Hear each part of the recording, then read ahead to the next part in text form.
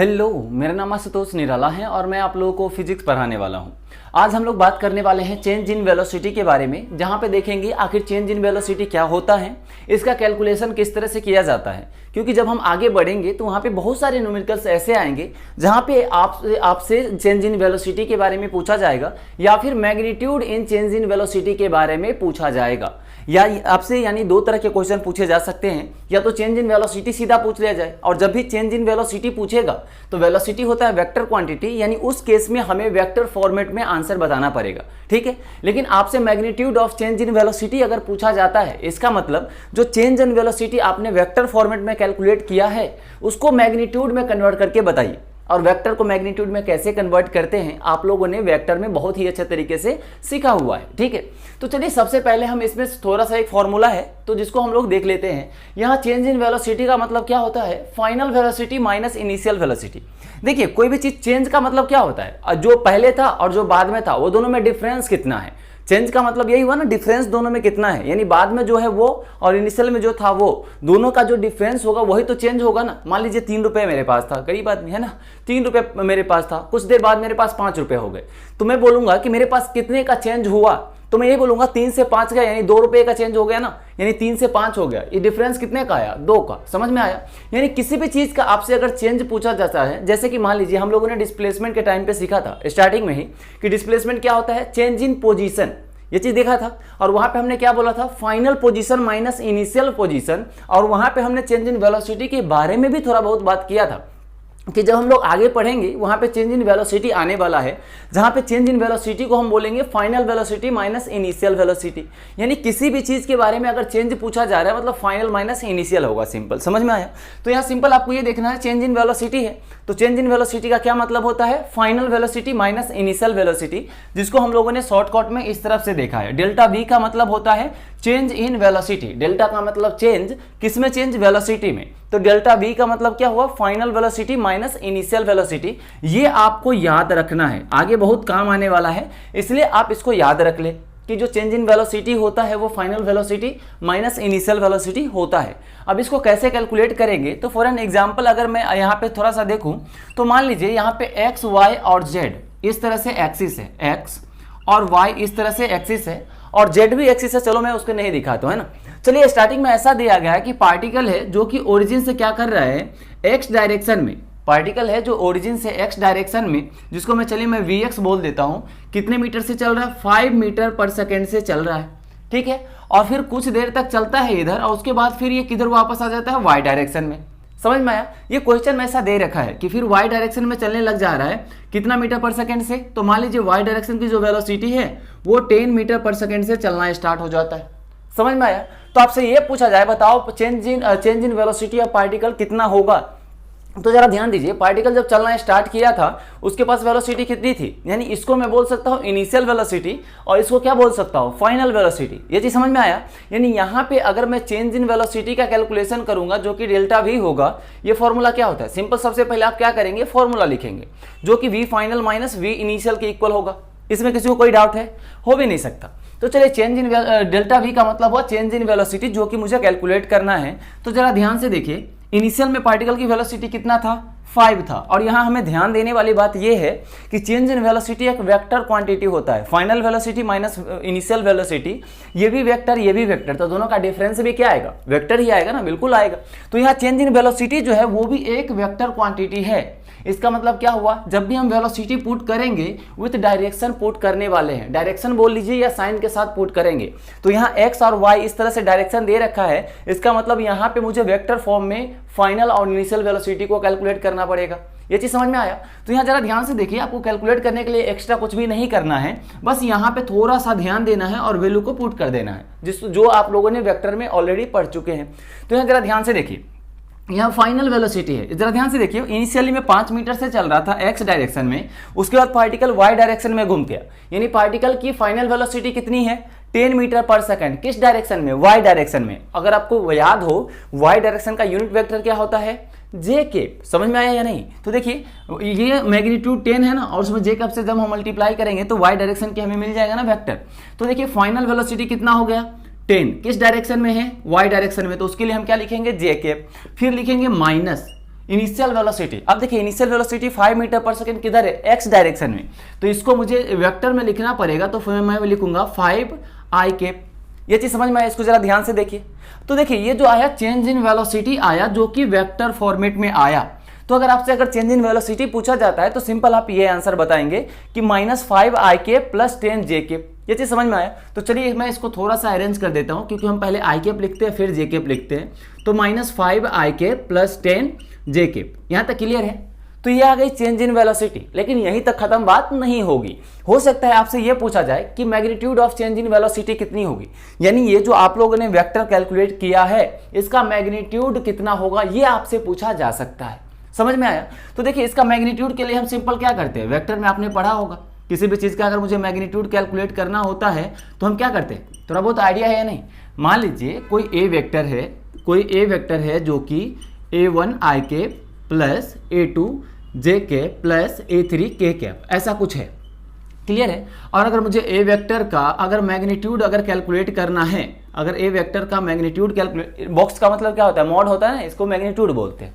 तो magnitude of ए का मतलब क्या होता है, अंडर रूट आई कैप का जो भी कोफिशिएंट होगा उसका स्क्वायर, यानी a1 का स्क्वायर प्लस जे कैप का जो भी कोफिशिएंट होगा उसका स्क्वायर, इसका मतलब a2 का स्क्वायर प्लस के कैप का जो भी कोफिशिएंट होगा उसका स्क्वायर, इसका मतलब क्या हुआ a3 का स्क्वायर। ये चीज समझ में आया मैग्नीट्यूड कैसे कैलकुलेट करेंगे। तो एग्जैक्टली यहाँ पे भी वही करना है, मुझे डेल्टा v का मैग्नीट्यूड फाइंड करना है, तो जो आई कैप का कोफिशिएंट होगा उसका अंडर रूट के स्क्वायर कर देंगे। ये चीज समझ में आया। तो देखिए -5 का होल स्क्वायर फिर प्लस जो जे कैप का कोफिशिएंट होगा उसका स्क्वायर करेंगे। तो जरा ध्यान दीजिए यहाँ 10 का स्क्वायर होगा या नहीं होगा।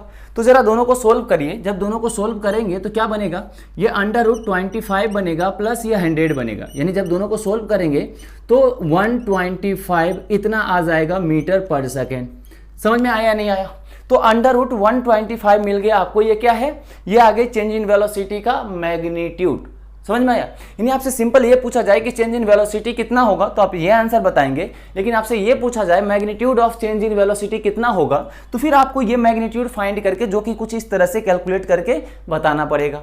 ये चीज समझ में आया किस क्या होता है change in velocity, magnitude of change in velocity का क्या मतलब है। क्लियर है यहाँ तक। क्योंकि आपसे जब भी पूछा जाएगा या इस तरह के क्वेश्चन अगर पूछे जाते हैं तो या तो आपसे चेंज इन वेलोसिटी पूछा जाएगा या फिर बहुत ज्यादा तो magnitude of change in velocity पूछा जाएगा, इससे ज्यादा आपसे यहाँ पे नहीं पूछा जाएगा। कंसेप्ट समझ में आया। क्या करना है, फाइनल माइनस इनिशियल करना है सिंपल चेंज के लिए। जैसे कि हम लोगों ने डिस्प्लेसमेंट के लिए गया था चेंज इन पोजीशन, यानी final position minus initial position, उसी तरह यहाँ पे चेंज इन वेलोसिटी का मतलब है final velocity minus initial velocity. Clear है यहाँ तक। तो चलिए यहाँ तक जो भी था हम लोगों ने थोड़ा बहुत समझा है। अब इसको हम क्या करते हैं, अच्छे एक न्यूमेरिकल्स के साथ समझने की कोशिश करते हैं कि हम लोग आखिर इसको किस लेवल तक यूज कर सकते हैं और इससे कुछ स्टैंडर्ड रिजल्ट भी कैलकुलेट होता है, जो कि अभी हम जो एग्जाम्पल करेंगे उससे जो रिजल्ट आने वाला है उसको हम याद भी रखेंगे, क्योंकि बहुत जगह वो रिजल्ट आपको बहुत ही हेल्प करने वाला है। ठीक है, वो किस तरह से हेल्प करेगा हम उसके बारे में बात करेंगे। क्लियर है यहाँ तक। तो पहले चलिए इसको नोट करिए, फिर हम लोग एग्जाम्पल के हेल्प से और इसको अच्छे तरीके से समझते हैं कि इसके हेल्प से किस तरह से एग्जाम्पल हम लोग सोल्व कर सकते हैं। ठीक है, तो सबसे पहले आप इसको नोट कर लीजिए। अब चलिए हम लोग देखने वाले हैं एग्जाम्पल के हेल्प से कि चेंज इन वेलोसिटी को आपसे किस तरह से कैलकुलेट करवाया जा सकता है। तो चलिए सबसे पहले आप क्वेश्चन एक बार पढ़ लीजिए। क्या लिखा गया है कि a particle is moving from A to B, कि एक पार्टिकल है जो ए से बी तक मूव कर रहा है विथ कांस्टेंट स्पीड यू से। क्वेश्चन समझ में आया। क्वेश्चन में बोला गया है कि पार्टिकल ए से स्टार्ट करता है कितने स्पीड से, यू स्पीड से मूव करना, और इस तरह से कुछ पॉइंट बी तक जाता है कांस्टेंट स्पीड से। इसका मतलब क्या हुआ कि यहाँ हर जगह स्पीड जो है पार्टिकल की वो कांस्टेंट है। समझ में आया। अब यहाँ जरा ध्यान से देखिएगा, यहाँ मैं बोल रहा हूँ स्पीड कांस्टेंट है, मैंने वेलोसिटी कांस्टेंट क्यों नहीं बोला है, जबकि हम लोग क्या कैलकुलेट करने वाले हैं, चेंज इन वेलोसिटी से रिलेटेड कुछ कैलकुलेट करने वाले हैं ना। तो हमने बात कर रहे हैं वेलोसिटी के बारे में कैलकुलेट करना है, और यहाँ मैं यूज कर रहा हूँ कांस्टेंट स्पीड के बारे में। तो ये बहुत ही इंपॉर्टेंट पॉइंट है, इसको जरा ध्यान से समझिएगा। देखिए मैं यहाँ पे कांस्टेंट स्पीड क्यों बोल रहा हूँ, क्यों, क्योंकि स्पीड जो होता है वो स्केलर क्वांटिटी होता है, हम लोगों ने देखा है, जबकि जो वेलोसिटी होता है वो वेक्टर क्वांटिटी होता है।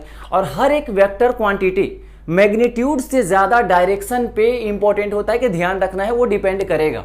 ये चीज समझ में आया। यानी जो वेक्टर क्वांटिटी है वो मैग्नीट्यूड के साथ साथ डायरेक्शन पे भी डिपेंड करता है। तो मुझे डायरेक्शन को भी ध्यान में रखना पड़ेगा कि अगर कोई वेक्टर क्वांटिटी कांस्टेंट है, इसका मतलब उसका मैग्नीट्यूड तो कांस्टेंट होगा ही, साथ में उसका डायरेक्शन भी कांस्टेंट होगा। ये चीज क्लियर है? ये होता है वेक्टर क्वांटिटी का। लेकिन अगर कोई क्वांटिटी स्केलर है, स्केलर का मतलब क्या होता है?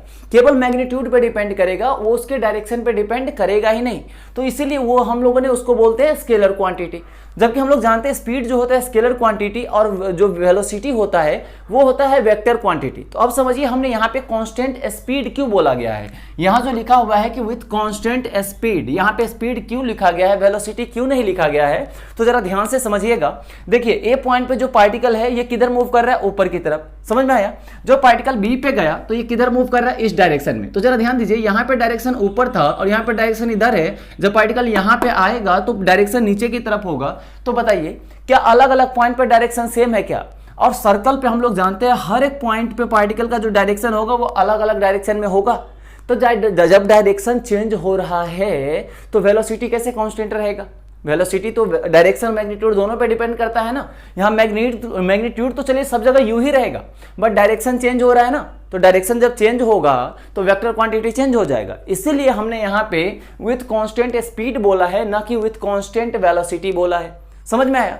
तो स्पीड केवल मैग्नीट्यूड पे डिपेंड करता है और यहाँ सब जगह u है, यानी मैग्नीट्यूड कांस्टेंट है। इसीलिए सर्कुलर मोशन में पार्टिकल कांस्टेंट स्पीड से मोशन करता है, न कि कांस्टेंट वेलोसिटी से। समझ में आया नहीं? क्योंकि सर्कुलर मोशन में हर एक पॉइंट पे पार्टिकल की वेलोसिटी का डायरेक्शन चेंज होता है, जिसकी वजह से हम कह सकते हैं कि पार्टिकल की वेलोसिटी कांस्टेंट नहीं होगा, क्योंकि वेलोसिटी डायरेक्शन के साथ साथ मैग्नीट्यूड दोनों पे ही डिपेंड करता है। क्लियर है यहाँ तक? तो ये बहुत ही ज्यादा इंपॉर्टेंट पॉइंट था, जहां हम लोग ज्यादातर मिस्टेक कर देते हैं, बोलचाल में बोल देते हैं कांस्टेंट वेलोसिटी से चल रहा है, लेकिन बिल्कुल गलत है। वो कांस्टेंट स्पीड से चल रहा है, क्योंकि डायरेक्शन हर एक पॉइंट पे चेंज होगा और डायरेक्शन चेंज होगा तो वेलोसिटी कांस्टेंट हो ही नहीं सकता। समझ में आया यहाँ तक?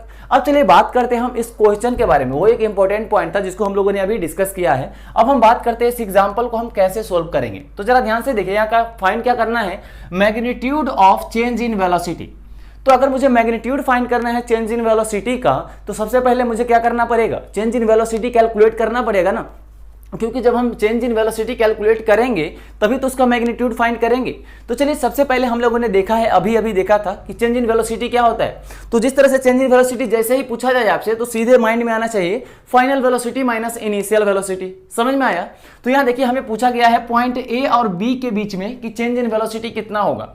हमने चेंज इन वेलोसिटी क्यों बोला है? तो जरा ध्यान दीजिए, यहाँ पे पार्टिकल इधर है, यहाँ है। हमने अभी देखा था कि ए पॉइंट पे वेलोसिटी कुछ और है, बी पे कुछ और है, मैग्नीट्यूड तो सेम है बट डायरेक्शन चेंज हो रहा है, उसकी वजह से वेलोसिटी चेंज हो गया ना। तो जैसे ही वेलोसिटी चेंज हुआ तो उसके बीच में चेंज आएगा या नहीं आएगा? बिल्कुल आएगा। समझ में आया? यानी चेंज इन स्पीड बोलता तो जीरो हो जाता, क्योंकि स्पीड यहाँ भी यू है, यहाँ भी यू है, तो जीरो। लेकिन यहाँ पे चेंज इन वेलोसिटी बोला गया है और हम लोग जानते हैं वेलोसिटी डायरेक्शन पे भी डिपेंड करता है। यहाँ वेलोसिटी इधर था, यहाँ वेलोसिटी इधर है, डायरेक्शन चेंज हो गया, इसका मतलब वेलोसिटी में चेंज तो आया है। समझ में आया? मैग्नीट्यूड में भले ही नहीं आया हो, लेकिन डायरेक्शन की वजह से वेलोसिटी बदल गया है। क्लियर है? इसलिए हम यहाँ पे चेंज इन वेलोसिटी कैलकुलेट कर सकते हैं। तो अब चलिए किस तरह से कैलकुलेट करेंगे उस पर हम जरा फोकस करते हैं। तो देखिए, अगर मैं इनिशियल वाले वेलोसिटी को डायरेक्शन को अगर थोड़ा सा एक्सटेंड करूं, ज्यादा नहीं, थोड़ा सा एक्सटेंड करेंगे, फिर क्या करेंगे? इस वाले बी पॉइंट को थोड़ा सा एक्सटेंड करेंगे पीछे की तरफ। किसी को कोई प्रॉब्लम तो नहीं हो रहा ना मैं एक्सटेंड कर रहा हूं तो?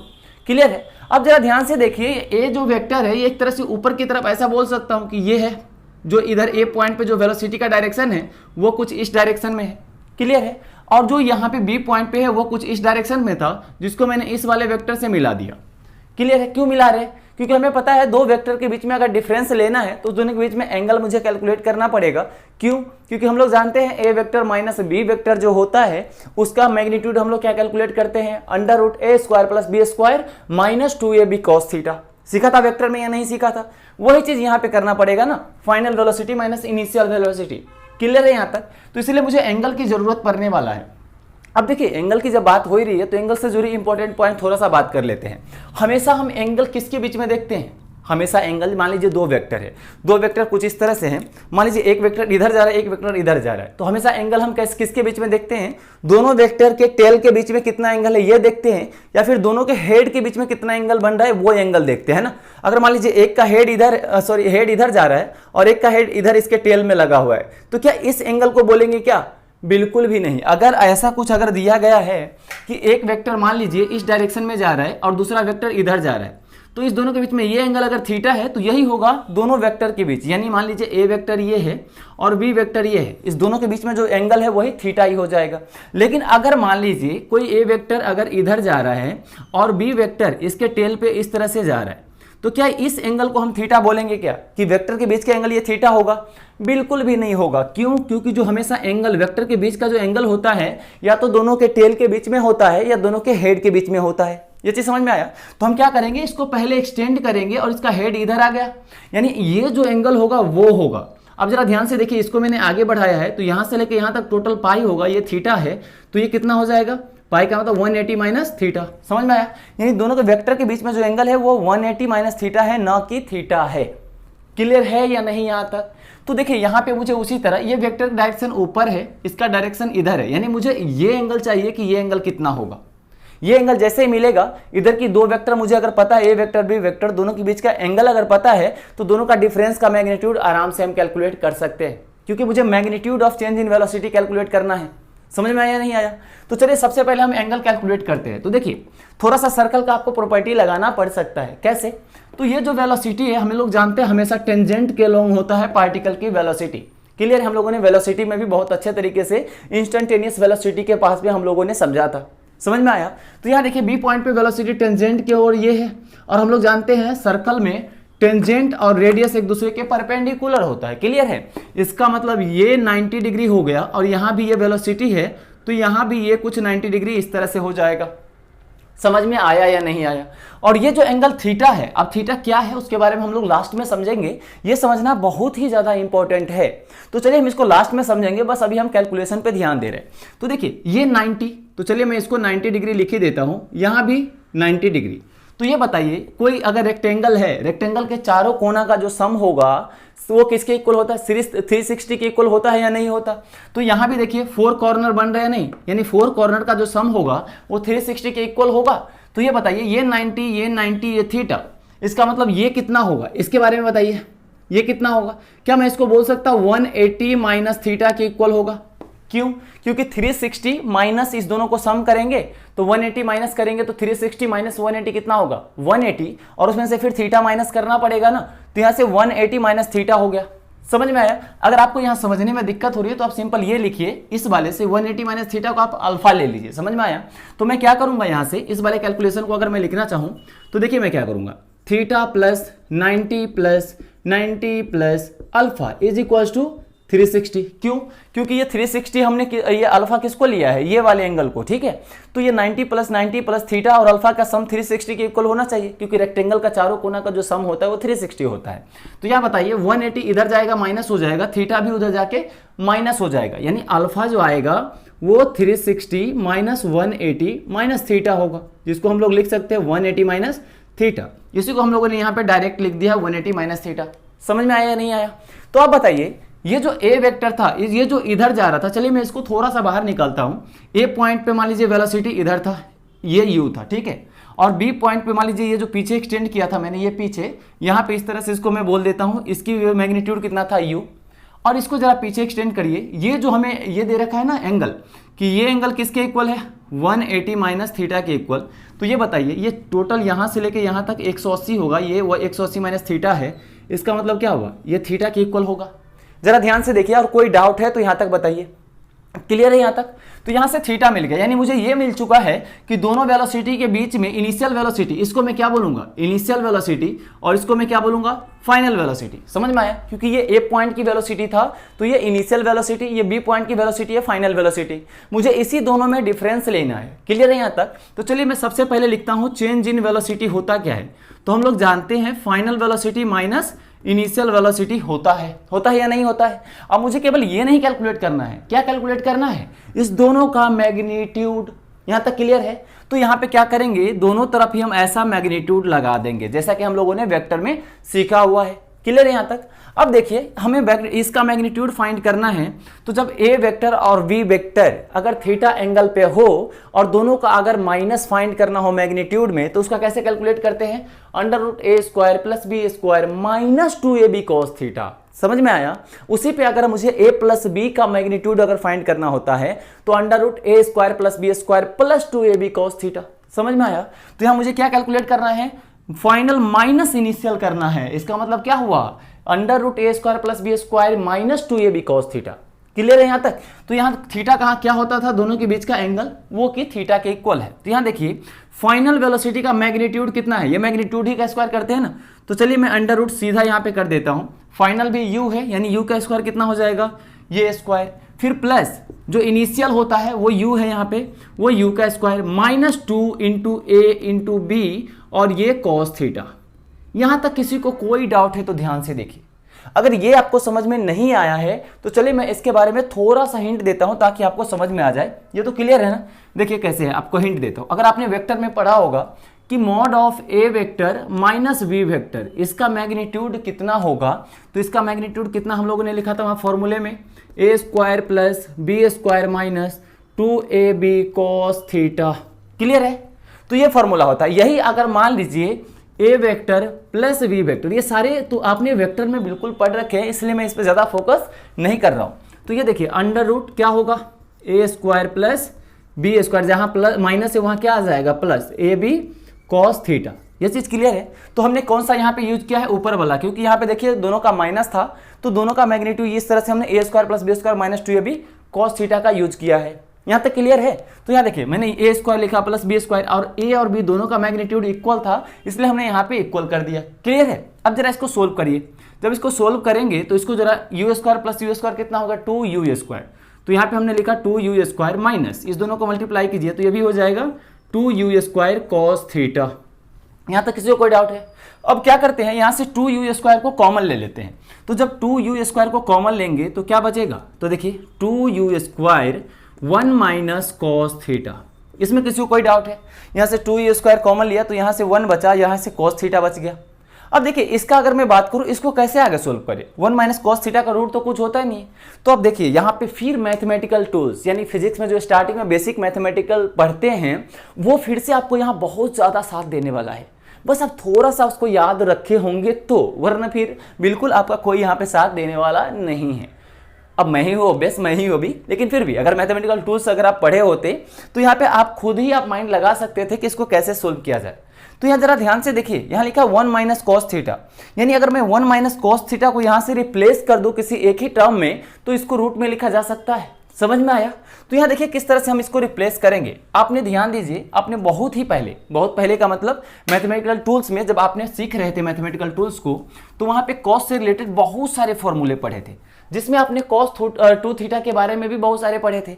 तो चलिए मैं यहीं पे लिख देता हूँ, cos 2 थीटा का फॉर्मूला क्या क्या होता था, फटाफट याद करिए। तो यहाँ पे हम क्या लिखेंगे, 2 cos स्क्वायर थीटा माइनस 1, एक फॉर्मूला तो ये था। दूसरा क्या था, 1 minus 2 sine square theta. Clear है। और फिर तीसरा फॉर्मूला अगर आप इसका लिखते हैं तो cos square theta minus sign square theta. ये सारा का सारा cos 2 थीटा का फॉर्मूला था। हमें यहाँ किसको रिप्लेस करना है, 1 माइनस cos थीटा को। तो इस तीनों में से कहां से 1 माइनस cos थीटा बनेगा उसको आप चूज करिए। अब देखिए यहाँ पे थीटा है, अब यहाँ ध्यान दीजिएगा, यहाँ 2 थीटा है तो यहाँ पे थीटा बन गया, यानी cos 2 थीटा में क्या हो रहा है, 2 थीटा थीटा में कन्वर्ट हो जा रहा है, यानी हाफ एंगल में बदल जा रहा है। यहाँ तक समझ में आया। तो आप यहाँ से जरा इस तरह का फॉर्मेट चूज करिए कहां से बन रहा है। तो देखिए यहाँ पे मैंने क्या भी बोला कि ये हाफ एंगल में कन्वर्ट कर रहा है। इसका मतलब क्या हुआ कि इसको अगर मैं थीटा लिखता तो यहाँ θ/2, यहाँ भी θ/2, यहाँ भी θ/2 आ जाता कि नहीं। तो सबसे पहले आप पैटर्न देखिए, इस तरह का पैटर्न किससे बन रहा है, तो 1 माइनस cos थीटा चाहिए ना। तो जरा ध्यान से देखिए, इस दोनों के कॉम्बिनेशन अगर मैं इसको ले लूँ, यानी इसका मतलब क्या हुआ, ये भी तो cos 2 थीटा ही है ना।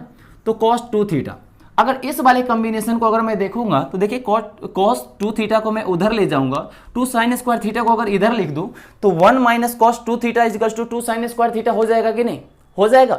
तो चलिए मैं इसी को इसमें थोड़ा सा दिमाग लगाते हैं, ज्यादा नहीं।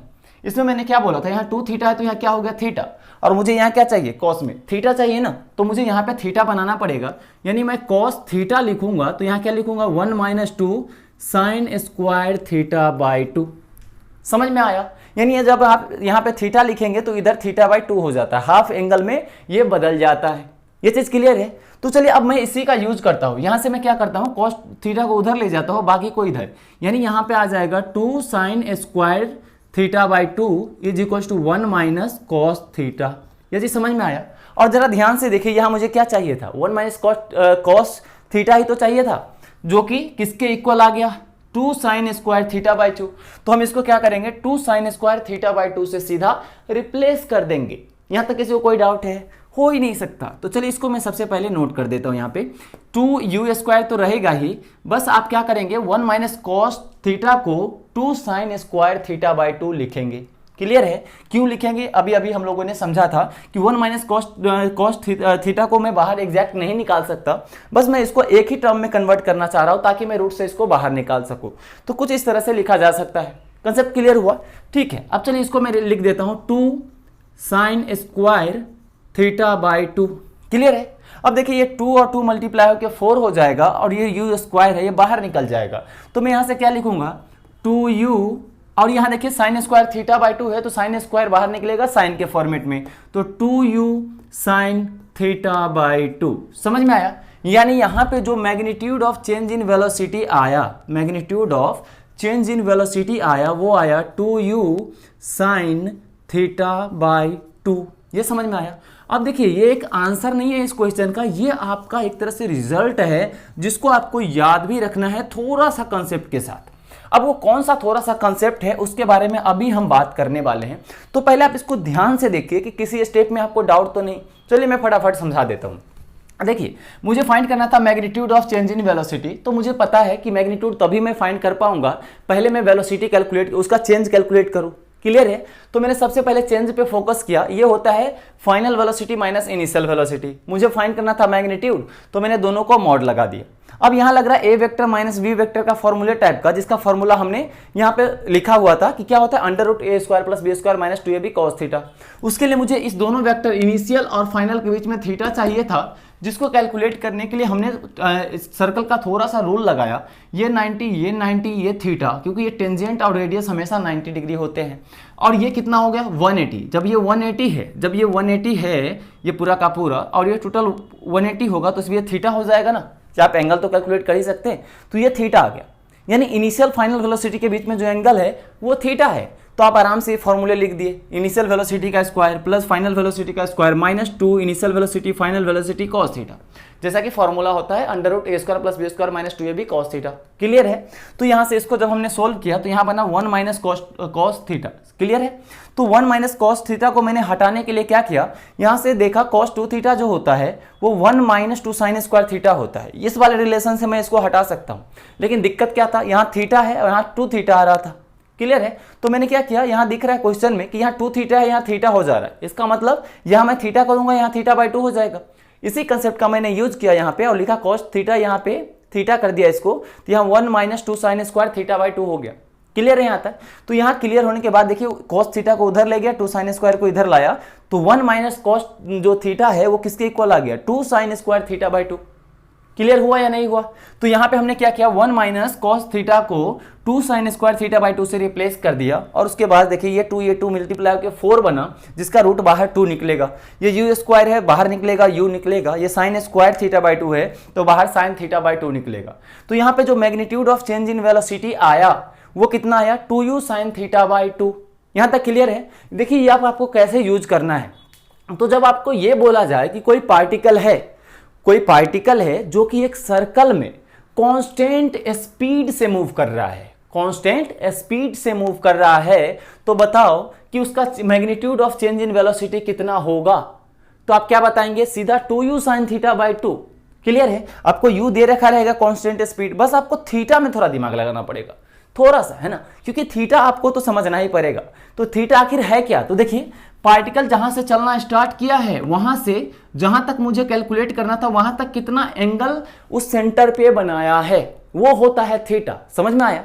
जैसे देखिए मान लीजिए एक सर्कल है और पार्टिकल क्या किया, यहां से चलना स्टार्ट किया है, इसको सेंटर से आप मिला दीजिए, यहां से जब चलना स्टार्ट किया यहां से इस तरह से घूम के आया, यहां से घूम के आया और फाइनली यहां पे आ चुका है। इनिशियली यहां से गया था, समझ में आया, ये ए पॉइंट ये बी पॉइंट।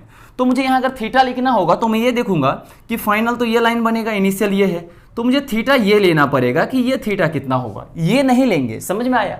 यानी यहां थीटा जो होता है वो एंगल होता है जो एंगल पार्टिकल इनिशियल पॉइंट से फाइनल पॉइंट तक जाने तक सेंटर पे बनाया होता है। जैसे देखिए इनिशियली यहाँ पे था, फिर यहाँ पे गया, तो यहाँ से लेके यहाँ तक कितना एंगल बनाया, थीटा बनाया था, इसलिए यहाँ पे थीटा आ गया। यहाँ देखिए मान लीजिए यहाँ से इनिशियली पार्टिकल यहाँ पे था, इस तरह से घूम के यहाँ पे आया, तो ये एंगल बनाया है ना पार्टिकल सेंटर पे, तो सेंटर पे जो एंगल बनाया होता है वही एंगल यहाँ पे थीटा कहलाता है। तो इसको आप बिल्कुल लिख लीजिएगा अपने लैंग्वेज में, जैसे भी मराठी, इंग्लिश, हिंदी, जो भी आप चलता है, आप दोस्तियारी में वाला लैंग्वेज होता है ना, गाली वाला लैंग्वेज, वैसे भी लिख लीजिए, बस आपको फाइनली समझ में आना चाहिए। क्लियर है? तो यहाँ पे आप क्या लिखेंगे, यह तो कोई दिक्कत ही नहीं है, magnitude of change in velocity 2u sin theta by 2 याद होना चाहिए, जहाँ पे u क्या है, कांस्टेंट स्पीड है सर्कुलर मोशन के केस में। कांस्टेंट समझ में आया? तो ये कांस्टेंट स्पीड है, और थीटा जो है वो है कि पार्टिकल इनिशियल और फाइनल पॉइंट के बीच में सेंटर पे कितना एंगल बनाया है, वो है थीटा। यहां तक कोई डाउट है किसी को? ठीक है, तो इतना अगर आपको समझ में आ गया, बाकी ये चीज किस तरह से कैलकुलेट होती है इसको तो समझ में आना ही चाहिए आपको, लेकिन आप इसको डायरेक्ट भी याद रख सकते हैं, क्योंकि कभी कभी आपको डायरेक्ट यहां से क्वेश्चन पूछे जा सकते हैं। तो मेंस या फिर एडवांस में पूछे जाए या ना जाए, लेकिन नीट में तो 80% चांस है कि डायरेक्ट इस फॉर्मूले का आपसे यूज करवा ले। इसीलिए जो भी आप नीट का अगर स्टूडेंट हैं तो आप इसको बिल्कुल ही मस्ट वाली कंडीशन की तरह इसको याद रखें कि जो magnitude of change in velocity होगा जब circular motion particle constant speed से करता है, उस केस में 2u sin थीटा बाई 2 के इक्वल होता है। क्लियर है? तो आई गेस कि आप लोगों को इतना तो क्लियर हो चुका होगा किस तरह से हम लोग चेंज इन वेलोसिटी के कंसेप्ट का यूज कर सकते हैं। समझ में आया? तो चलिए सबसे पहले इसको नोट करिए, फिर हम लोग आगे एक्सेलरेशन के बारे में देखते हैं।